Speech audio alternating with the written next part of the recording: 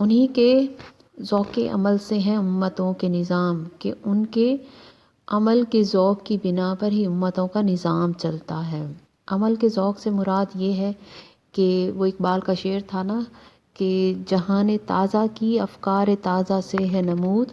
کہ سنگ و خشت سے ہوتے نہیں جہاں پیدا، کہ نئے نئے آئیڈیاز کا آنا جو ہے وہی زندگی کو نئی دنیا میں تخلیق کرتا ہے، یا نئی دنیا کی تخلیق جو ہے وہ نئے خیالات کے پیدا ہونے سے ہے۔ اور جب خیالات پیدا ہوتے ہیں تو اسی کے مطابق عمل کیا جاتا ہے،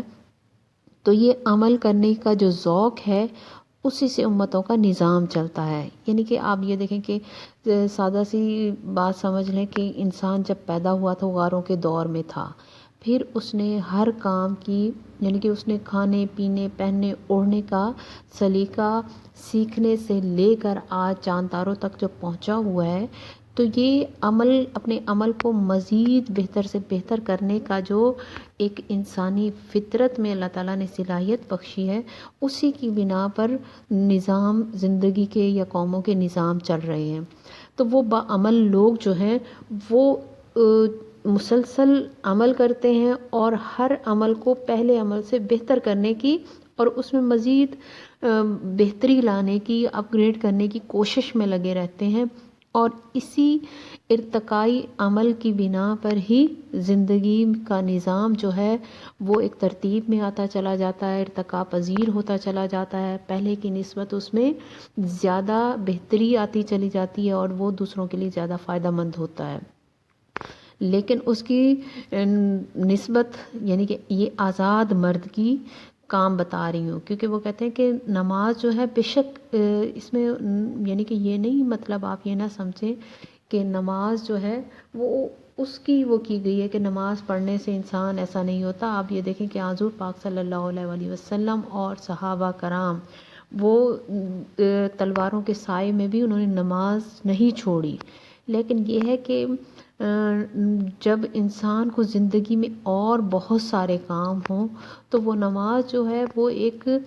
عبادت، فرض عبادت سمجھ کر کرنے کے بعد جو ہے وہ دنیاوی کاموں میں لگ جاتا ہے۔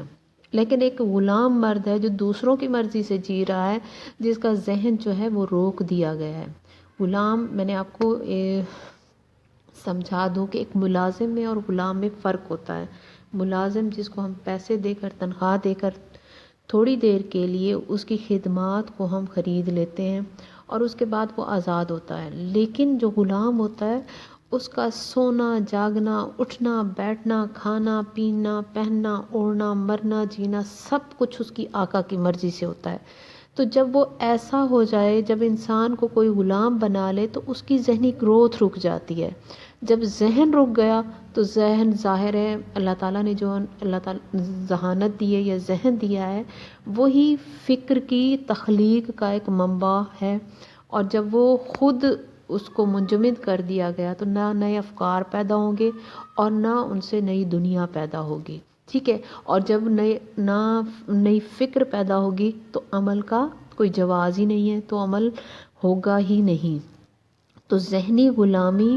یا جیسی سمجھ لیں کہ ظاہر ہے جسمانی غلامی ذہنی غلامی پیدا کرتی ہے۔